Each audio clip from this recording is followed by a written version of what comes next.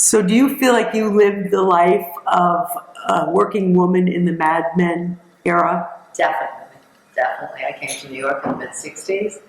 I was involved in all of the, I guess I could say, the craziness of trying to get a job, of making my way through my first few jobs and dealing with mostly men in varying degrees of dismissiveness or unequal pay or whatever, but I still made my way through it. You made your way through it with a combination of smarts, a good portfolio, and miniskirts, which helped a lot. By the 70s, however, I had worked with a bunch of different magazines, and I was offered the opportunity to take someone's advertising account because I had been working on it freelance with another agency. And they said, if you go out by yourself, we would give you our account. And this was in 1977. And there weren't many small, or any at that point, small agencies run by women at that point. I didn't even know what I was doing. I just went down, registered a name, went to the bank, got a stamp, I did all the things. I moved in with the graphic designer, and I started making phone calls. And I was getting an amazing response. Whether it was because I was a woman, or I'm not even quite sure, but I found it to be incredible. And I also, within the first year of beginning to work, I doubled my income.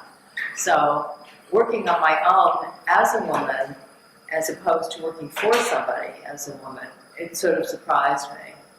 But it was a revelation, because suddenly I was totally in control of my entire being. I could go out, I could not work if I wanted, which was not even a consideration.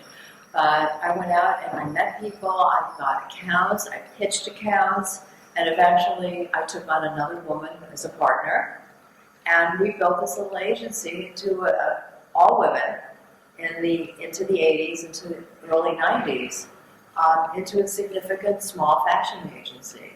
By that time, I know there was one other agency who was competitive to us. And so it was like, if we got the account, it was really a big deal. And there were a couple of other men in smaller agencies. But we were the guys at the time, especially in the 80s, we got smaller accounts. We weren't getting $70 million accounts. We were getting $500,000, $1 million accounts. So we had a nice little agency going. We were all happy. It was great getting up every day and going to work was a thrill. You never knew what was going to happen.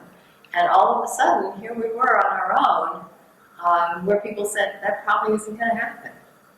So at the time, you were aware of how unusual it was for a woman to be running the show. Yes, and the clients that I met, particularly the younger clients, the guys in their 30s and even early 40s, were very receptive to us because we were like fresh at that point.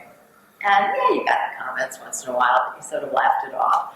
And yeah, it was really incredible. It was a fabulous experience to go from publishing all of a sudden from the back room to the front room and going out and seeing people and interacting. It was amazing.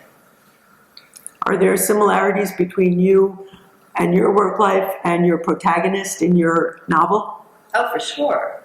Yeah, Maddie is very much has very much my attitude, which was probably naive at the beginning, certainly naive, and maybe naive even to going and saying I can open an ad agency in 1977 when nobody, I didn't know anybody who had done anything like this, nor did I know anything about it. I have to find out.